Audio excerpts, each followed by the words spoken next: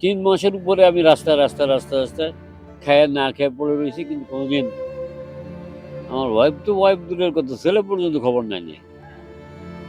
অন্তর থেকে যেটা একটা স্বামী একটা স্ত্রীর কাছে পায়, একটা স্ত্রী স্বামীর কাছে পায়, এটার কাছেও ধারে কাছেও নাই আমি। তখন আস্তে আস্তে এই দ্বন্দ্বটা বাড়তে যখন বড় হয়ে গেল, তখন একদিন চরমভাবে আমার সাথে বেঁধে গেল। বেঁধে যাওয়ার পরে কয়, "তুই চলে যা এ জায়গা থেকে।" তুই করে, "তুই আর আসবি না এ জায়গায়।" তখন কি আর থাকা যায় আঙ্কেল? বলে আসলাম যে দরকার ফুটফুট করে থাকবো। খালি কেউ খাবার দিলে খাবো, না দিলে না খাবো। আমি আর তোমার কাছে আসবো না। সে অবহেলার কারণে আমার ফ্যামিলি তাকে খালি টাকা দিতেই হবে।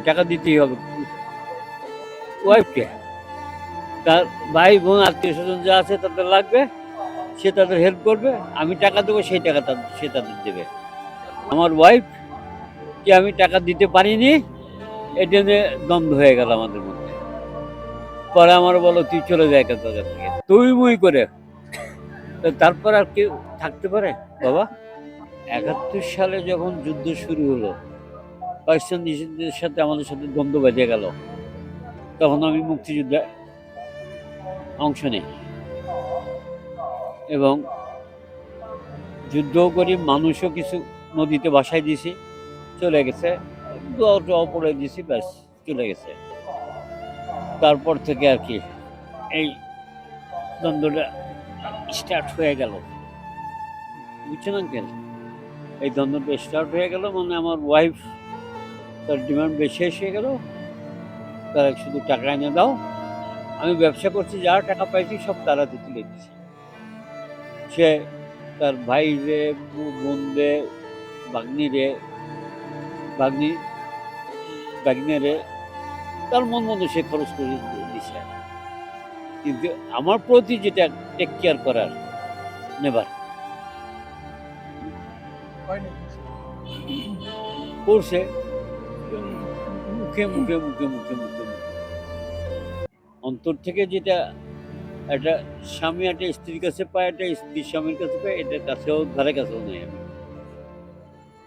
তখন আস্তে আস্তে এই দ্বন্দ্বটা বাড়তে যখন বড় হয়ে গেল, তখন একদিন চরমভাবে আমার সাথে বেঁধে গেল।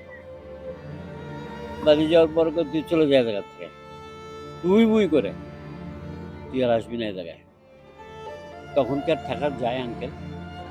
বলে আসলাম যে দরকার ফুটফুট করে থাকবো। খালি কেউ খাবার দিলে খাবো, না দিলে না খাবো। আমি আর তোমার কাছে আসবো না।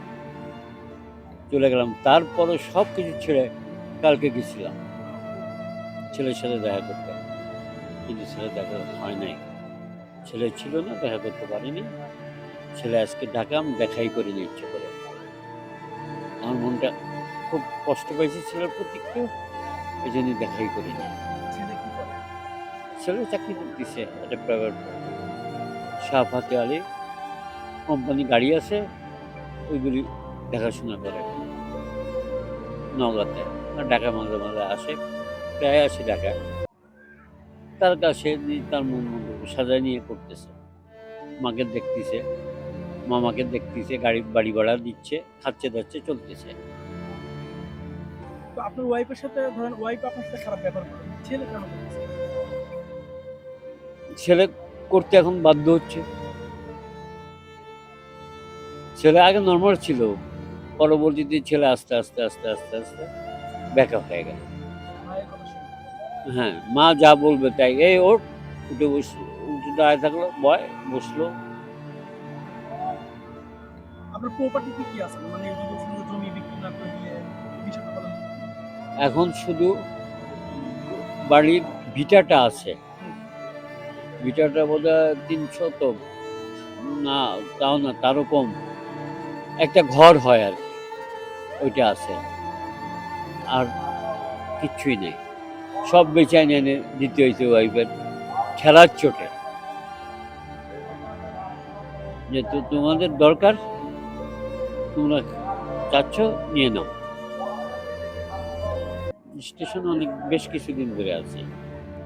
৩ মাসের উপরে আমি রাস্তায় খায়া না খেয়ে পড়ে রয়েছি, কিন্তু কোনোদিন আমার ওয়াইফ দূরের কথা, ছেলে পর্যন্ত খবর নেয়নি। টিকিটিং ব্যবসা,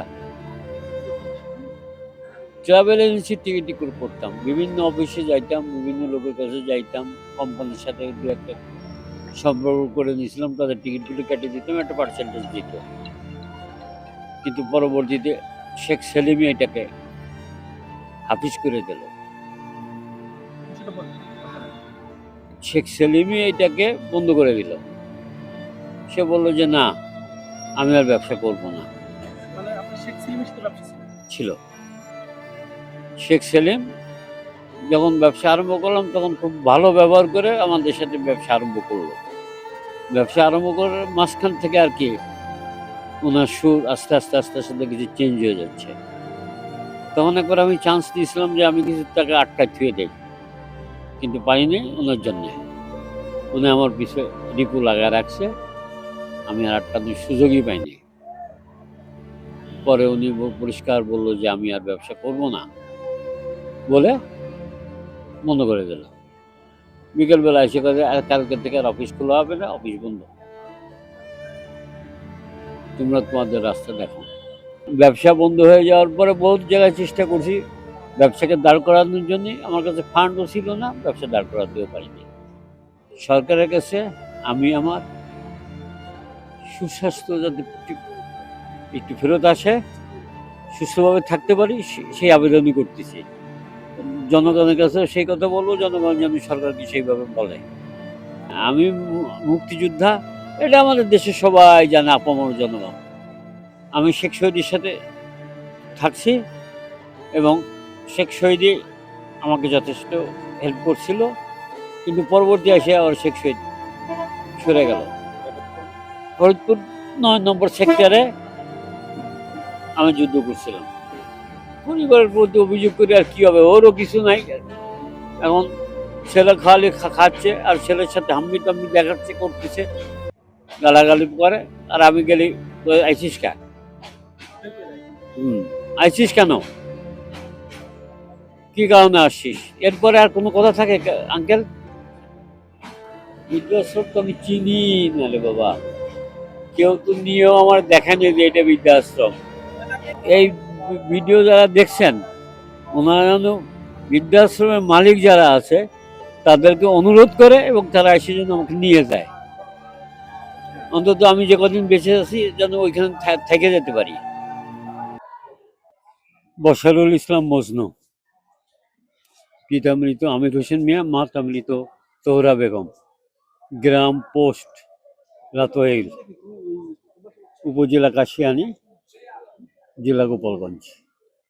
education intermediate Chuadanga school, Chuadanga college, Dhaka varsity. 72 সালে পাশ করছি।